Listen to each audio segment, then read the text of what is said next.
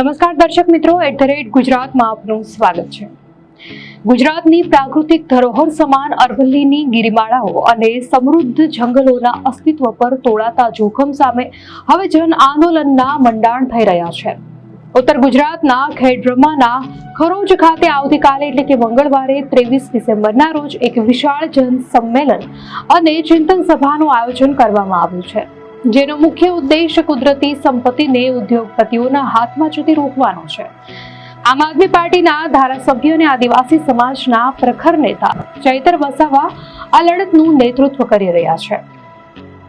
તેમણે સરકારની નીતિઓ પર આકરા પ્રહારો કરતા જણાવ્યું છે કે એક તરફ દેશના વડાપ્રધાન નરેન્દ્ર મોદી એક પેડ માં કે નામ જેવા પર્યાવરણલક્ષી અભિયાનોની જાહેરાત કરીને વૈશ્વિક સ્તરે વાહવાહી મેળવી રહ્યા છે, તો બીજી તરફ જમીની હકીકત સાવ વિપરીત છે। વિકાસના નામે અત્યારે લાખોની સંખ્યામાં વૃક્ષોનું છેદન થઈ રહ્યું છે અને પર્યાવરણના સંતુલનને ભારે નુકસાન પહોંચાડવામાં આવી રહ્યું છે। માત્ર પોકળ વાતો કરવાથી જંગલોનું રક્ષણ શક્ય નથી, કારણ કે જંગલો અને પહાડો સાથે આદિવાસી સમુદાયનો સદીઓ જૂનો નાતો છે। આ લોકોએ પેઢી દર પેઢી આ પ્રકૃતિનું જતન કર્યું છે, પરંતુ વર્તમાન સરકાર હવે આ જ સંપત્તિને ખાનગી કંપનીઓ અને માફિયાઓના હવાલે કરી રહી હોવાના ગંભીર આક્ષેપો ચૈત્ર વસાવાએ કર્યા છે। આ લડત માત્ર વૃક્ષો બચાવવા પૂરતી મર્યાદિત નથી, પરંતુ તે જમીન અને ખનીજ માફિયાઓ સામેનો એક મોટો જંગ છે। ધારાસભ્યએ દાવો કર્યો છે કે સરકાર ઉદ્યોગપતિઓના ઇશારે પહાડોમાં ખનન એટલે કે માઇનિંગની મંજૂરીઓ આપી રહી છે। ખાસ કરીને ખનિજ સંપત્તિ મેળવવા માટે જે નવા કાયદાઓ ઘડવામાં આવ્યા છે, તેનાથી સ્થાનિક લોકોમાં ભારે રોષ જોવા મળી રહ્યો છે।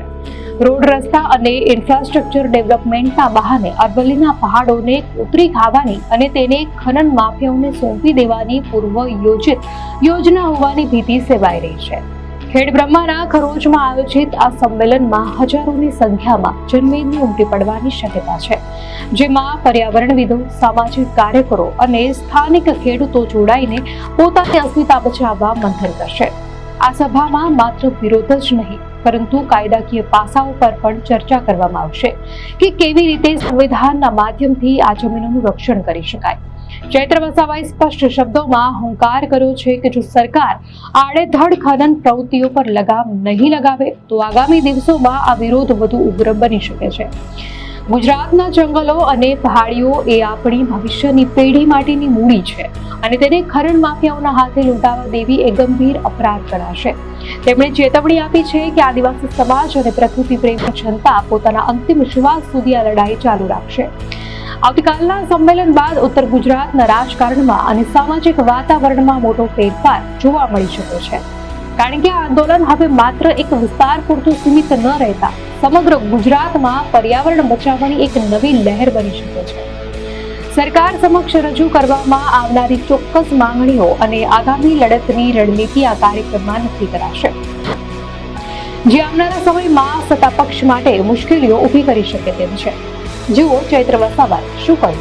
પહાડો ગણવામાં આવશે અને 100 મીટરથી નીચેના અને પહાડો ગણવામાં નહીં આવશે અને આવનારા દિવસોમાં એ પહાડોને વિકાસના નામે, રોડ રસ્તાના નામે, ખાણ ખનીજોને આપવામાં આવશે અને ખનન કરવા તરફ લઈ જવામાં આવશે।